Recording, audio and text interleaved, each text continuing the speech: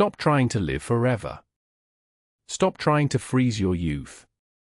The biohackers are selling you a lie. The longevity gurus are feeding you a scam. The wellness coaches are wrapping you in a blanket of illusions. They want you to buy their supplements. They want you to measure your biological age. They want you to believe that if you just eat enough pills, cold plunge long enough, and track your sleep perfectly, you can cheat the Reaper. They tell you to avoid danger. They tell you to stay safe. They tell you to optimize every single breath so you can drag your old age out for another 10 empty years. That is not living. That is a slow-motion panic attack. You are not conquering life. You are simply negotiating your surrender with death. When you obsess over avoiding your end, you are screaming to the universe that you are terrified of the present. You are hoarding time like a miser hoards pennies, too afraid to spend a single one on something that actually matters. And the irony is devastating. While you are busy trying to find a way to live forever, you are forgetting to live at all. So stop hiding. Stop biohacking your fear. Stop treating your mortality like a design flaw. From this moment on, you are accepting the contract. You are acknowledging the terms of your existence. I want you to stop running from the shadows. I want you to look directly into the dark. I want you to become completely, utterly, and brilliantly aware of your own end. You are anxious because you think you have infinite time. You wake up and pretend today is just another blank page in an endless book. You tell yourself you will start that business tomorrow. You tell yourself you will fix your relationship next week. You tell yourself you will get disciplined when the timing is right. But tomorrow is a ghost. It does not exist. It has never existed. You send a text and expect a response, assuming you will be here to read it. You plan a vacation for next year, assuming the world will wait for you. You spend 3 hours scrolling through short-form videos of other people living their lives, assuming you can just buy back those hours later. Look at your screen. Look at the digital static consuming your focus. You are a dying organism, and you are spending your precious, limited spark watching strangers argue on the internet. You are allowing your mind to be colonized by algorithms. You are letting corporations rent space in your skull for pennies. And you sit there, letting the battery of your life drain to zero, hoping that some magic spark of motivation will hit you next Monday. Modern self-help tells you to focus on your legacy. They tell you to build a personal brand. They tell you to write your goals down on a vision board and manifest your destiny. But those are just pacifiers for children who are afraid of the dark. If you need a vision board to remind you to act, you do not understand the urgency of your situation. If you need a motivational speech to get out of bed, you are still sleeping. And the alarm is already ringing. You've tried the dopamine detoxes. You've tried the calendar blocking. You've tried the productivity hacks. And yet, you are still paralyzed. Still waiting. Still feeling like your life is a movie that hasn't started filming yet. The reason you are failing is simple. You do not believe you are going to die. And in the game of human existence, the person who forgets the clock is the person who gets left behind. This is not a morbid obsession. It is a law of nature. When you act like you have forever, you treat every choice like it is disposable. When you realize the timer is ticking, every second becomes heavy with consequence. I don't want you to learn how to manage your time better. I want you to lose the ability to waste it entirely. I want you to reach a point where the trivial opinions of others don't even register on your radar. Where a minor setback doesn't ruin your day, it just gets swallowed by your focus. Where the fear of failure disappears because you realize that the ultimate failure is already guaranteed. The moment you truly accept that your time is short is the exact moment you start living with fire.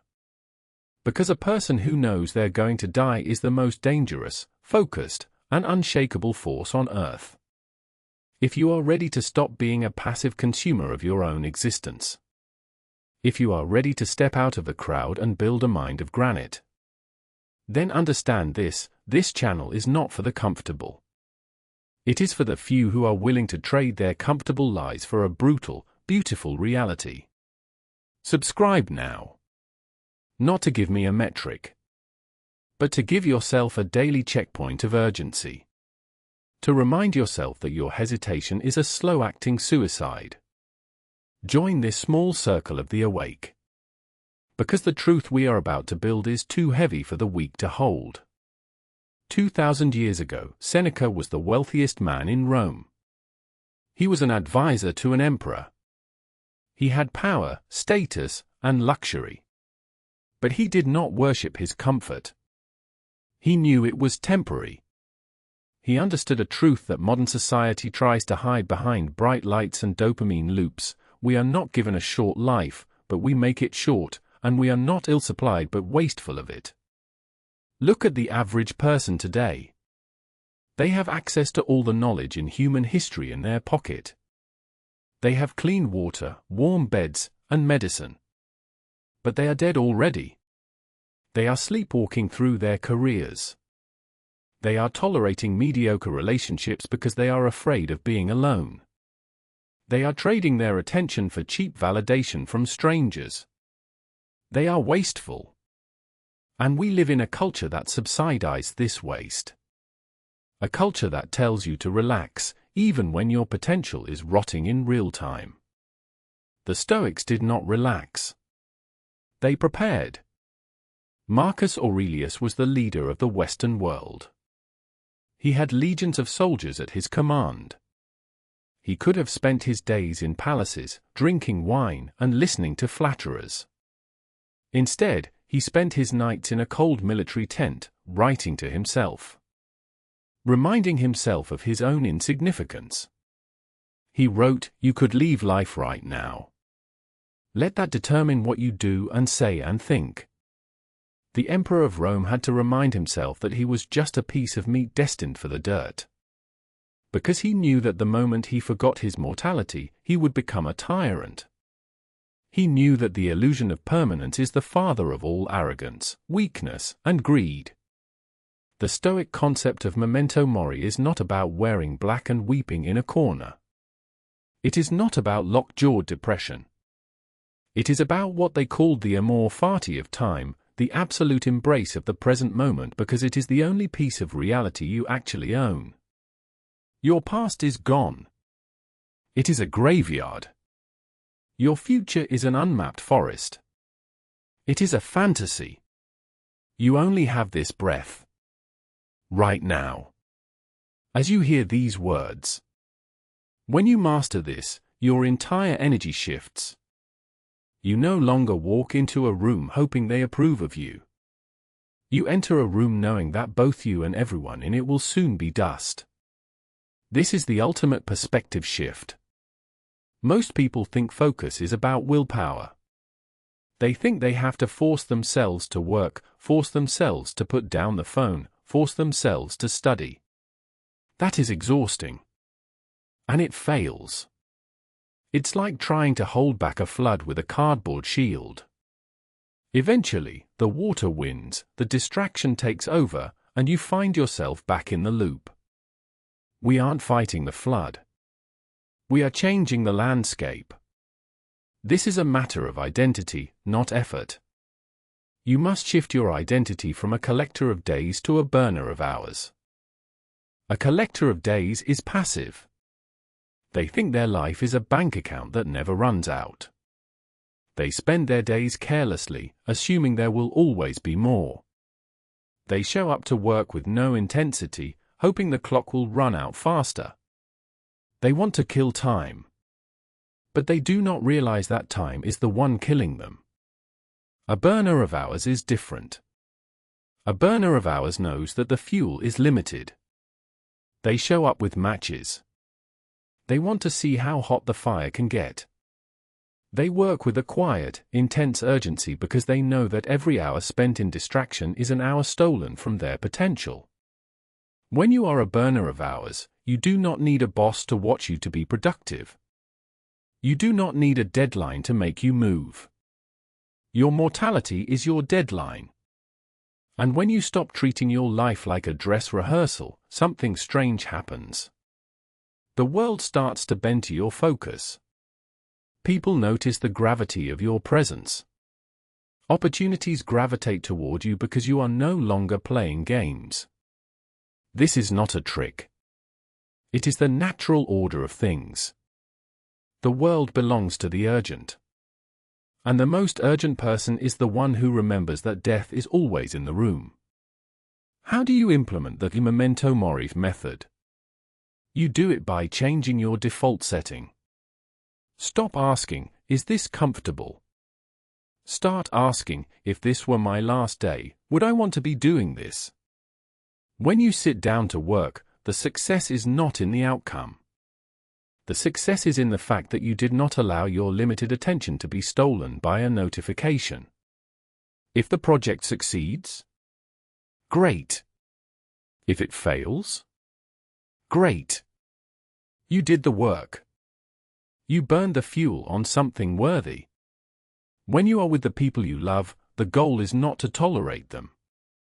The goal is to realize that this might be the last time you ever see their face. Do you have time for petty arguments? Do you have time to be distracted by your screen while they are speaking to you? Or do you show up with absolute, piercing presence? If you find yourself wasting a day, you do not beat yourself up with guilt. Guilt is just another form of distraction.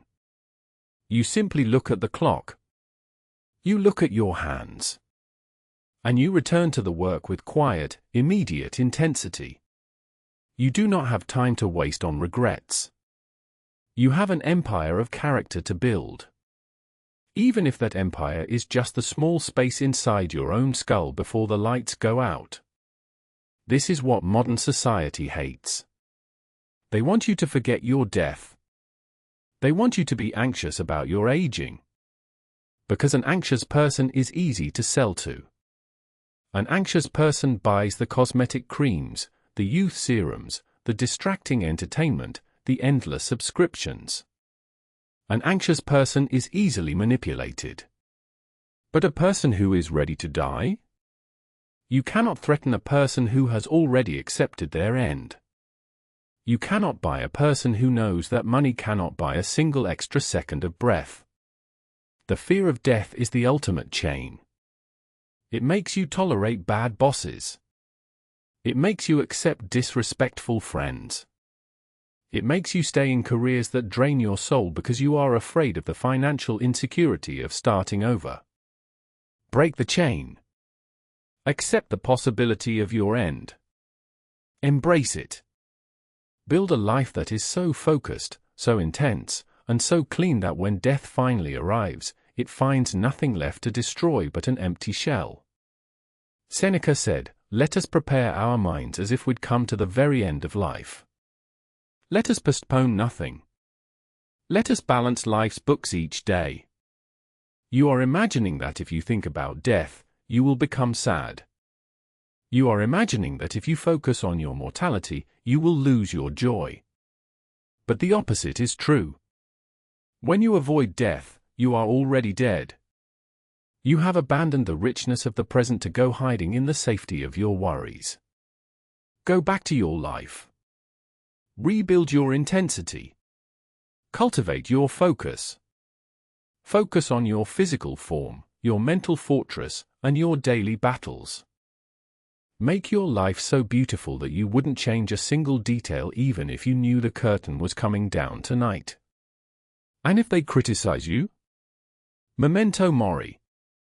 Their opinion will die with them. If they reject you? Memento Mori.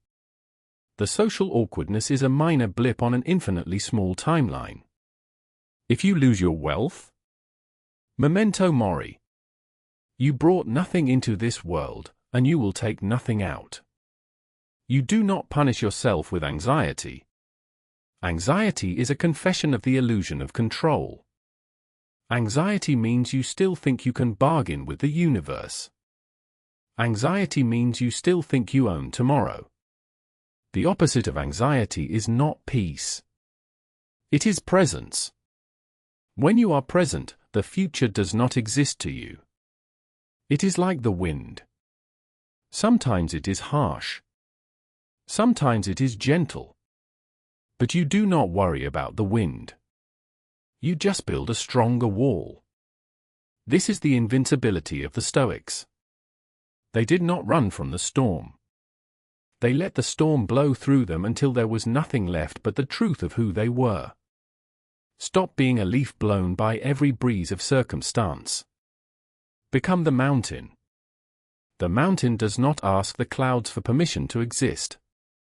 The mountain does not care if the winter covers it in ice, or if the summer melts its snow. It just remains. Cold. Silent. Immovable. And eventually, the seasons pass. And the mountain is still there. The next time you feel the panic of procrastination rising. The next time you feel the urge to scroll, to delay, to make excuses for your own laziness. Stop. Breathe. Look at your hands. Remember who you are. Remember the thousands of ancestors who fought through real pain, through plagues, wars, and famines, so you could have this specific afternoon. Do you really think they did all that so you could throw your potential down the drain of an endless feed? Kill the urge. Turn off the screen. And go do something hard. Go sweat. Go write. Go study. Go build. Put your energy into something that actually leaves a mark on your character. People are volatile. The world is volatile. The only stable currency is the depth of your own soul before it returns to the source. Invest there. And watch how quickly the world changes its attitude toward you. When they see that you cannot be distracted, they will try to study you. When they see that you cannot be frightened, they will try to lean on you. When they see that you do not fear your end, they will realize you have already won. But by then, you won't even care about their admiration. Because you will have discovered the greatest secret of all. That the most beautiful thing in the universe is not a long life, or a safe life, or a famous life. It is a soul that has set itself free from the illusion of time. Stop begging for more tomorrow. Start standing in today. You are the author. Write the final page like it's the only one that matters. And let the world chase its tail while you build your monument. The era of your sleepwalking is over. The time of your awakening has begun. Your mind is your kingdom. Govern it with iron. Or watch it fall. The clock is ticking. Do not waste a single beat.